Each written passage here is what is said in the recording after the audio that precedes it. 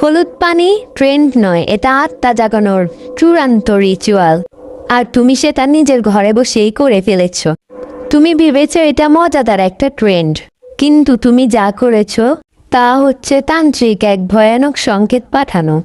পুরনো গ্রন্থ প্রেত বিধানে বর্ণিত আছে এক রিচুয়াল যেখানে হলুদ পানি কাচ ব্যবহার করা হতো প্রেত লোকের আত্মাদের কাছে দরজা খোলার জন্য সংকেত পাঠাতে। এই রিচুয়ালের নাম হলো তমসাদ আরোহণ, অর্থ অন্ধকারে আত্মার অবতরণ। 3টি পদক্ষেপ হলো কাচ আত্মার দরজা, পানি আত্মার গতি, হলুদ আত্মার ডাক। তুমি তাকে ডাক দিয়েছ, তুমি জানো না, কিন্তু সে জানে। এখন শুরু হবে আসল খেলা।